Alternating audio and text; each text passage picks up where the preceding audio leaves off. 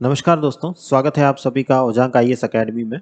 Last के जो हमारे सेशंस रहे हैं उनके अंदर हमने काफ़ी सारे पॉइंट्स एनसीईआरटी के डिस्कस किए हैं। एनसीईआरटीज़ की बुक से काफ़ी सारी चीज़ों को समझने की कोशिश करी है और इसी क्रम में आज हम एक पार्ट जो है उसे डिस्कस करने जा रहे हैं ना। 11th क्लास जो है हमारी, उसके एनसीईआरटी का फर्स्ट चैप्टर जो है इंडिया इंट्रोडक्शन, भारत का एक परिचय जो है वो हमें देखने को मिलता है 11th क्लास की एनसीईआरटी में, और उसी के बारे में हमारा एक ब्रीफ डिस्कशन जो है वो होने जा रहा है।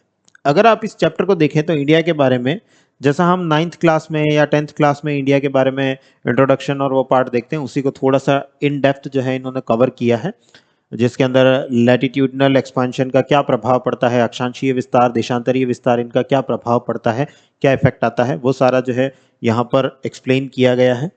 इसके अलावा इंडिया का पूरा प्रॉपर मैप जो है वो दिया गया है। इंडिया और उसके नेबर कंट्रीज, अड़ोसी पड़ोसी देश जो हैं हमारे, उनके साथ में किस प्रकार से व्यापार हो सकता है, इसकी बात की गई है। और बीच बीच में कहीं कहीं जैसे India and it's neighbours, Bharat और उसके पड़ोसी देश जो हैं उनके बारे में बात की गई है। और डिफरेंशिएट बिटवीन, जैसे देखिए अलग से एक बॉक्स बना करके दिया हुआ है, differentiate between a gulf and a straight, खाड़ी और जल संधि में क्या अंतर होता है, इसको डिफरेंशिएट कीजिए। इस पे पूरी 2 वीडियोस जो हैं वो मेरी बनी हुई है। गल्फ, बे एंड बाइट के ऊपर पूरी एक वीडियो बनी हुई है, अगर आपने नहीं देखा है तो उस सेशन को आप देख सकते हैं। और स्ट्रेट, स्थमस, जल संधि, स्थल संधि और चौक पॉइंट क्या होते हैं, इनके बारे में भी हमारा एक डिस्कशन हुआ है। अगर आप लोगों ने वो नहीं देखा है तो आप उसे भी देख सकते हैं। देन अगर हम आगे बढ़ें तो देखिए, जो लास्ट के चैप्टर के लास्ट में जो क्वेश्चंस हैं, वो क्वेश्चंस में से एक क्वेश्चन जो है उसे हम आज डिस्कस करने की कोशिश करेंगे। यहाँ पर एक ब्रीफ डिस्कशन जो है हमारा होगा उसके ऊपर। देखिए, answer the following questions in the 30 words, 30 word के क्वेश्चन जो है जो दिए हैं, उसके अंदर एक क्वेश्चन है। हालांकि हम इसको 30 वर्ड के अकॉर्डिंग नहीं, हम इन डेप्थ हमारे यूपीएससी के पॉइंट ऑफ व्यू से इस क्वेश्चन से कैसा क्वेश्चन बन सकता है और उसका क्या आंसर में हम लिख सकते हैं, क्या एस्पेक्ट्स जो है हमें कवर करने होंगे, ये सारी बात जो है वो हम करेंगे। देखिए, what are the implications of India, what are the implications of India having a long coastline, Bharat की लंबी तट रेखा होने से क्या हमें आशय है, से क्या आशय हमें देखने को मिलता है। इसको हम अगर इस क्वेश्चन को देखें तो ये क्वेश्चन जो है वो कहीं ना कहीं हमारे सामने मेंस में भी अपीयर हो सकता है, या इसका कोई पार्ट जो है वो हमारे सामने प्रीलिम्स में भी अपीयर हो सकता है। तो इसके बारे में एक ब्रीफ डिस्कशन जो है वो आज के इस सेशन में हम करने वाले हैं। आप एक बार ये एनसीईआरटी खोल लें, ध्यान से पढ़ लें, फर्स्ट चैप्टर जो है उसको पढ़ लें ध्यान से, और उसके बाद इस क्वेश्चन को अटेम्प्ट करने की कोशिश करेंगे। तो जो जो पॉइंट्स मैं आपको बताने जा रहा हूँ, बहुत सारे सब्जेक्ट्स जो है वो कनेक्ट होते हैं, आपको यहाँ पर दिखाई देंगे। कैसे एनसीईआरटीज कनेक्ट होती है वो पार्ट जो है वो भी आप यहाँ पर अभी समझ पाएंगे। तो यहां पर अगर आप देखेंगे तो long coastline of India, Bharat की लंबी तट रेखा जो है, इसके क्या लाभ हैं, क्या हानियां हैं, सब सारे पार्ट जो हैं वो हम डिस्कस करेंगे। अगर मैं लाभ की बात करूं, बेनिफिट्स की बात पहले करते हैं हम, और बेनिफिट्स में हम इसको अगर अलग अलग एस्पेक्ट्स में, डिफरेंट एस्पेक्ट्स में लेकर के जाएं, तो सबसे पहले देखिए, अगर मैं हिस्टोरिकल एस्पेक्ट को कवर करूं, हिस्ट्री की बात करूं, इतिहास की बात करूं, तो कोई बिग इन्वेजन जो है एंशियंट या मिडिवल इंडिया में नहीं देखने को मिलता। प्राचीन या मध्यकालीन भारत के अंदर, भारत में कोई बड़ा आक्रमण जो है कोस्ट लाइन से, तट रेखा से हमें देखने को नहीं मिलता। ठीक है, ये एक एडवांटेज जो है वो हमें देखने को मिल जाता है। एडवांटेज इन द सेंस मैं इसे ऐसे कहूंगा कि प्राचीन काल और मध्यकाल में भारत को दूसरे जो देश थे या दूसरे जितने भी देश, दूसरे जितने भी साम्राज्य हमें देखने को मिलते हैं, उनसे किसी प्रकार का बड़ा खतरा नहीं देखने को मिला लॉन्ग कोस्ट लाइन की वजह से। वहीं अगर कोस्ट लाइन नहीं होती और सीमा रेखा, बॉर्डर लाइन जो है, फ्रंटियर जो है, लैंड फ्रंटियर जो है वो अगर इंडिया का होता, तो डेफिनेटली वहां से भी इन्वेजन्स जो है वो देखने को मिलते हैं। दूसरा पार्ट जो हमें हिस्ट्री में ही देखने को मिलता है, हमारी जो एंशियंट टाइम था, चाहे मिडिवल टाइम था, चाहे मॉडर्न टाइम था, हमने नेवी बनाने की कोशिश करी। अगर हम एंशियंट टाइम में देखें तब भी नेवी जो है बनाने की कोशिश की गई, चाहे वो सातवाहनाज हो, आंध्र सातवाहनाज जो है उनके पास में एक अच्छी नेवी हुआ करती थी। इसके अलावा चोलाज एंड पांड्याज की बात करें तो भी उनके पास में एक अच्छी नेवी जो है वो हुआ करती थी। मध्यकालीन भारत में भी एक अच्छी नेवी बनाने की कोशिश जो है वो की गई थी, नौसेना बनाने की कोशिश की गई थी। और आधुनिक भारत में भी टीपू सुल्तान और छत्रपति शिवाजी के द्वारा भी हमें देखने को मिलता है कि एक अच्छी नौसेना जो है बनाने की कोशिश की गई थी। अगर हमारे पास कोस्ट लाइन ही नहीं होती, तटरेखा नहीं होती, जमीन ही जमीन होती, पानी ओशियन से हमारी कनेक्टिविटी नहीं होती, तो हम ऐसे नेवी बनाने के प्रयास जो है वो कभी कर ही नहीं पाते। तो ये एक बड़ा एडवांटेज हमें हिस्ट्री में देखने को मिलता है। अगर हम ज्योग्राफी की बात करें तो देखिए, दक्षिण पश्चिम मानसून साउथ वेस्ट मानसून जो है वो हमारे यहाँ पर आ पाता है क्योंकि हम ओशियंस के किनारे पर रहते हैं, महासागरों के किनारे रहते हैं, हमारे पास कोस्ट लाइन है, तट रेखा है, इस वजह से साउथ वेस्ट मानसून, दक्षिण पश्चिम मानसून जो है वो हमारे पास हम तक पहुंच पाता है। अगर कोस्ट लाइन ही नहीं होती तो मानसून हम तक नहीं पहुंच पाता। सी मॉडरेटिंग इफेक्ट हमें देखने को मिलता है, समुद्र का समकारी प्रभाव हमें देखने को मिलता है, जिसमें टेम्परेचर ना तो बहुत ज्यादा हाई जाता है ना ही बहुत ज्यादा लो जाता है, तापमान में बहुत ज्यादा चरम पीक्स जो है वो हमें देखने को नहीं मिलते। ऐसा प्रभाव जो है वो हमें देखने को मिलता है। आप किसी भी तटीय क्षेत्र में, किसी भी शहर में चले जाइए, आप गुजरात के किसी तटीय क्षेत्र में शहर में जाइए, बॉम्बे जाइए, विशाखापट्टनम जाइए, चेन्नई जाइए, कोचीन जाइए, किसी भी शहर में जाएंगे तो वहां पर आपको टेम्परेचर एक्सट्रीम्स जो है, तापमान के चरम बिंदु जो है वो देखने को नहीं मिलेंगे। समान तापमान पूरे साल भर बनाए रखने की क्षमता जो है वो समुद्रों में होती है और वही यहाँ पर इन शहरों में भी हमें देखने को मिलती है। तो सी मॉडरेटिंग इफेक्ट जो है वो हमें देखने को मिलता है। इसके अलावा एक्सेस टू मरीन रिसोर्सेज, समुद्री संसाधनों तक हमारी पहुंच जो है वो हो जाती है। हम फिश तक पहुंच सकते हैं, मछलियों तक पहुंच सकते हैं। अगर हम मिनरल रिसोर्सेज की बात करें तो वहां तक पहुंच सकते हैं। सारे जो नेचुरल रिसोर्सेज, जो ओशियन रिसोर्सेज या मरीन रिसोर्सेज जो हमें देखने को मिलते हैं, समुद्री संसाधन जो देखने को मिलते हैं, वहां तक हमारी पहुंच जो है वो बन पाती है क्योंकि हमारे पास में कोस्ट लाइन है। अगर मैं पॉलिटिकल सिनेरियो की बात करूं, राजनीतिक रूप से बात करूं, तो UN clause, United Nations convention and law, convention on law of oceans, संयुक्त राष्ट्र समुद्री कानून संधि, जिसके अंदर हम देखते हैं कि 12 nautical mile, 24 nautical mile, 200 nautical miles के अलग अलग क्लासिफिकेशन जो है वो हमें देखने को मिलते हैं। और उनके द्वारा हमारी मरीन रिसोर्सेज तक, जो अभी हमने पॉइंट पढ़ा था, मरीन रिसोर्सेज, समुद्री संसाधन, उन संसाधनों तक पहुंच जो है वो हमारी और बढ़ जाती है, उन तक एक्सेस जो है वो हमारी और बढ़ जाती है। एटलीस्ट 200 नॉटिकल माइल्स तक हमारी पहुंच जो है वो बन जाती है। 200 नॉटिकल माइल, 200 समुद्री मील तक हमारे संसाधनों को प्राप्त करने की पहुंच जो है वो लीगल वे में, विधिक रूप से हमारे पास में देखने को हमें मिल जाती है। इसके अलावा अगर हम इकोनॉमिक बेनिफिट्स की बात करें, आर्थिक लाभों की बात करें, तो देखिए हमारे पास, क्योंकि लंबी कोस्ट लाइन है तो हमारे पास पोर्ट्स एंड हार्बर्स भी ज्यादा है, हिंदी में जिन्हें पत्तन और पोताश्रय कहते हैं, पत्तन और पोताश्रय जो है वो ज्यादा है। अगर ये हमारे पास ज्यादा होंगे तो ट्रेड जो है वो ज्यादा होगा, व्यापार जो है वो ज्यादा होगा, इंपोर्ट भी ज्यादा होगा, एक्सपोर्ट भी ज्यादा होगा। हम बाहर से माल निर्यात, आयात जो है वो भी ज्यादा करेंगे, बाहर माल जो निर्यात हम कर रहे हैं वो भी हम ज्यादा करेंगे। तो इंपोर्ट एक्सपोर्ट बढ़ता दिन मिलेगा तो हमारा ट्रेड जो है वो दूसरे विश्व के साथ में, बाकी की कंट्रीज के साथ में हमें ज्यादा होता हुआ दिखाई देगा। तो एक और एडवांटेज जो है वो हमें यहाँ पर देखने को मिलता है इकोनॉमिक रूप में। देन मोर फिशिंग, अधिक मत्स्यायन जो है, मत्स्य जो हमारा एक संसाधन है, फिशिंग जो हमारा, फिशरीज जो हमारा एक संसाधन है, रिसोर्स है, वहां तक हमारी एक्सेस जो है, पहुंच जो है वो और ज्यादा बढ़ती है, हम फिशिंग जो है वो कर पाते हैं। मानसून आता है हमारे यहाँ पर, जैसा हमने ज्योग्राफी में देखा था, दक्षिण पश्चिम मानसून, साउथ वेस्ट मानसून जो है उस तक हमें पहुंच मिलती है। और उस मानसून की वजह से, मानसून अगर अच्छा होता है तो एग्रीकल्चरल प्रोडक्शन अच्छा होता है, कृषि उत्पादन अच्छा होता है, कृषि उत्पादन अच्छा होता है तो हमारे देश में प्रॉस्पेरिटी, समृद्धि जो है वो हमें देखने को मिलती है। इसके अलावा टूरिज्म, पर्यटन जो है वो हमें ज्यादा देखने को मिलता है। देखिए इंडिया के लैंड पार्ट में तो पर्यटन होता ही है, लेकिन अगर हम कोस्ट लाइन पर भी जाएं तो बहुत सारा पर्यटन जो है होता हमें दिखाई देगा, चाहे वो गोवा हो गया हो, चाहे हमारे आइलैंड्स हो गए हो, लक्षद्वीप हो गया, अंडमान एंड निकोबार हो गया, वो हमारी ही कोस्ट लाइन के अंदर हमें देखने को मिलते हैं और उसी वजह से वहां पर पर्यटन, टूरिज्म जो है उसका बूम भी अच्छा खासा हमें देखने को मिलता है। देन मिनरल रिसोर्सेज तक हमारी पहुंच बनती है, खनिज संसाधनों तक हमारी पहुंच बनती है, बहुत सारे संसाधनों तक बनती है, लेकिन उनमें भी खास तौर से अगर मैं बात करूं तो पेट्रोलियम, जैसे KG basin, Krishna Godavari basin, जहां पर कि हमें अच्छी खासी मात्रा में पेट्रोलियम देखने को मिल जाता है। पेट्रोलियम की प्राप्ति जो है वो हमारी होती है केजी बेसिन में। समुद्री संसाधन है ये पेट्रोलियम जो है वो हमें समुद्र के किनारों पर कॉन्टिनेंटल शेल्फ में ही देखने को मिलता है और कॉन्टिनेंटल शेल्फ हमारे पास है, इसी वजह से हम पेट्रोलियम जो है वो निकाल पाते हैं।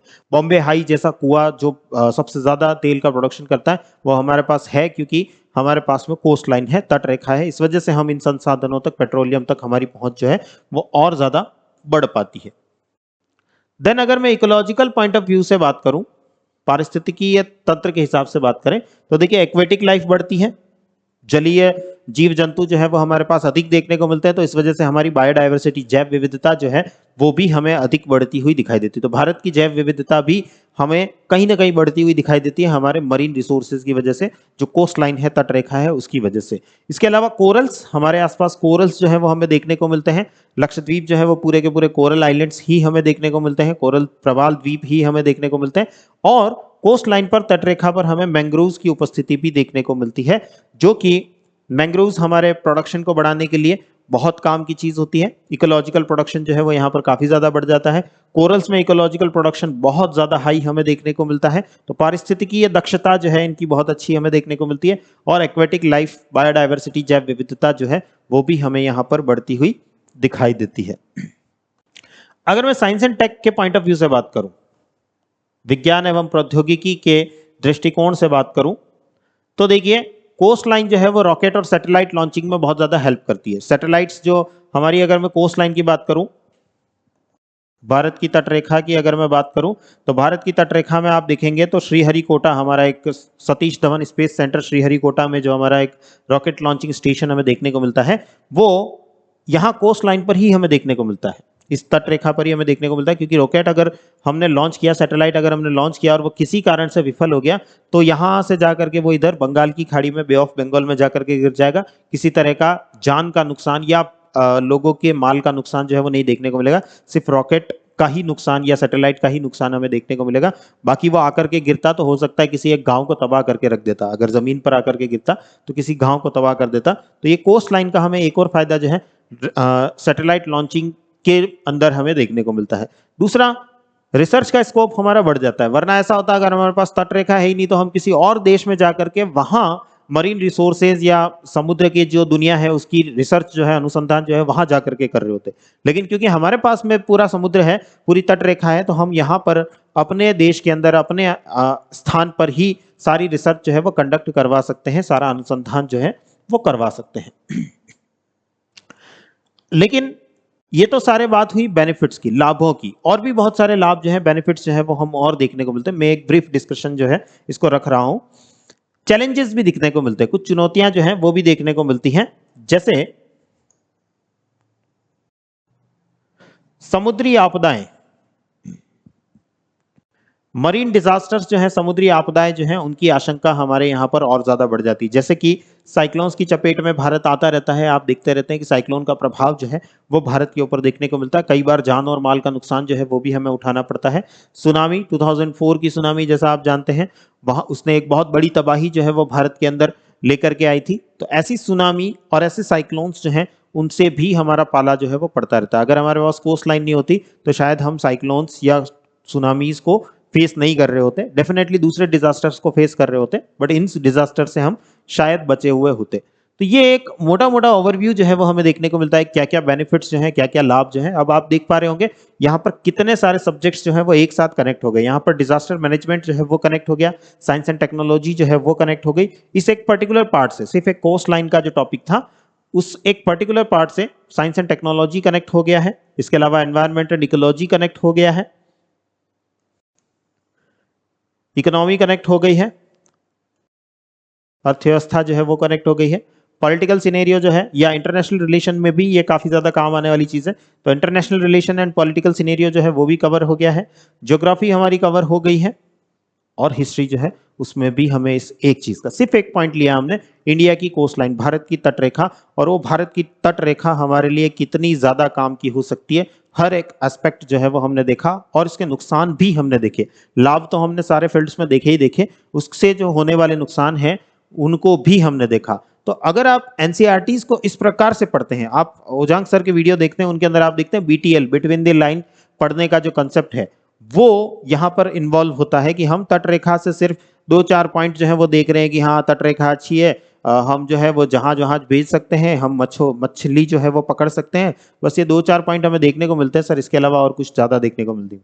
अभी जैसे इसमें मैंने हाइड्रो इलेक्ट्रिसिटी जो है वो नहीं ऐड किया है, हाइड्रो इलेक्ट्रिसिटी जो है वो और ऐड की जा सकती है, जिससे कि हम पन बिजली जो है वो बना सकते हैं, सागरीय तरंगे जो है उनके द्वारा पन बिजली जो है वो बना सकते हैं। तो ऐसे कई सारे एडवांटेज, कई सारे लाभ जो हैं वो हमें देखने को मिल जाते हैं इस एक पर्टिकुलर पॉइंट से। और इस प्रकार से हमको कनेक्ट करके एनसीईआरटीज में जो बीटीएल जो सर बताते हैं, बिटवीन द लाइंस जो हम बात करते हैं, वैसे बीटीएल मेथड से, बिटवीन द लाइन मेथड से हमें इन सब चीजों को, इन सब पॉइंट्स को कनेक्ट करना होता है। सारी एनसीईआरटी जो है वो यहाँ पर लगभग कनेक्ट होती हुई हमें दिखाई देती, सारे सब्जेक्ट्स जो हैं वो लगभग कनेक्ट होते हुए दिखाई देते हैं। और अगर आप इसी प्रकार से एनसीईआरटीज को पढ़ना चाहते हैं, यूपीएससी की डिमांड यही है कि आप इन सब सब्जेक्ट्स को एक साथ कनेक्ट करके पढ़े। देखिए सब्जेक्ट्स को समझने के लिए उनको अलग अलग बनाया गया है कि आप एक टेक्स्ट बुक को अलग से पढ़ें, साइंस उसके अंदर पढ़ लें, हिस्ट्री उसके अंदर पढ़ लें, ज्योग्राफी उसके अंदर पढ़ लें, इकोनॉमी उसके अंदर पढ़ लें, लेकिन ये सब कुछ होता एक दूसरे के साथ में इंटरकनेक्टेड ही है। डेली लाइफ जो है हमारा, दैनिक जीवन जो है वो इन सब के साथ में एक साथ में मिल करके चलता है। ऐसा नहीं है कि हमारे लाइफ में सिर्फ साइंस ही काम की है या हमारे लाइफ में सिर्फ ज्योग्राफी ही काम की है, सब कुछ एक साथ हमारे सामने होना चाहिए। और यही कनेक्टिविटी हमें बिठाना आना चाहिए कि हम इन सबको कैसे एक साथ कनेक्ट कर सके, कैसे इन सारे सब्जेक्ट्स को, इन सारे विषयों को, इनके अंदर जितने भी टॉपिक्स हैं उनको एक साथ जोड़ पाते हैं, कनेक्ट कर पाते हैं। अगर हम ये कनेक्टिविटी अच्छे से जानते हैं, ये कनेक्टिविटी बिठाना अच्छे से आता है, तो हम मेंस के क्वेश्चन जो है वो बहुत आसानी से कर पाते हैं। और जिनको ये कनेक्टिविटी नहीं आती है, जो बच्चे रटते रहते हैं, वो प्रीलिम्स तो शायद निकाल भी लें, लेकिन मेंस के अंदर जाकर के फंस जाते हैं कि सर हमसे नहीं होता है, हम नहीं कर पाते हैं ये सारी चीजें, यूपीएससी बहुत टफ होता है, ये होता है, वो होता है। 10 बहाने जो है वो फिर हमारा मन जो है या हमारे पड़ोसी जो है, हमारे आसपास के लोग जो हैं वो बताने लगते हैं, और हमारा मन जो है उन सब चीजों को एक्सेप्ट करने लगता है, धीरे धीरे एक्सेप्ट करने लगता है। तो आप इसी प्रकार से पढ़ाई करें। इसी के लिए हमारा एनसीईआरटी बैच जो है, जिसके अंदर ओजांग सर आपको सिखाते हैं कि ये कनेक्टिविटी कैसे बनाई जाती है, इन सारे सब्जेक्ट्स को हम एक साथ जोड़ करके कैसे पढ़ पाते हैं, इन सारे टॉपिक्स की कनेक्टिविटी किस प्रकार से बन पाती है, और हम यूपीएससी की प्रिपरेशन में उस कनेक्टिविटी को कैसे काम में ले पाते हैं, प्रीलिम्स में कैसे काम में ले पाते हैं, मेंस में कैसे काम में ले पाते हैं, इंटरव्यू में कैसे काम में ले पाते हैं, हमारी डेली लाइफ में, हमारे दैनिक जीवन में कैसे काम में ले पाते हैं, ये सब कुछ आपको सिखाया जाता है। ओजांग सर का जो एनसीईआरटी बैच है, एनसीईआरटी आंदोलन बैच, उसके अंदर ये सारे पॉइंट्स जो हैं वो आपको कवर करवाए जाते हैं। एक साथ में ये सारी कनेक्टिविटी जो है वो बताना सिखाया जाता है। तो जो भी बच्चे अगर यूपीएससी की प्रिपरेशन कर रहे हैं, नहीं समझ आता है कि सर एनसीईआरटी कैसे पढ़े, क्या करें, उन्हें जरूर ये बैच जो है वो ज्वाइन करना चाहिए, ताकि वो ये सारी कनेक्टिविटी बिठाना सीख पाएं, समझ पाएं, चीजों को समझ पाएं, ग्रैस्प कर पाएं, कंसेप्ट्स को बहुत अच्छे से समझ पाएं। चलिए, तो आज के सेशन को हम यहीं एंड करते हैं। मिलते हैं अगले सेशन में किसी ऐसे ही और टॉपिक के साथ में, कोई और बिंदु के साथ में। आप कमेंट सेक्शन में भी ऐसे बिंदु जो है वो दे सकते हैं, हमें ऐसे पॉइंट्स दे सकते हैं जिनके ऊपर की फर्दर हम आपके साथ में डिस्कशन कर सकते हैं। तो मिलते हैं अगले सेशन में। थैंक यू बच्चों, थैंक यू एवरीवन।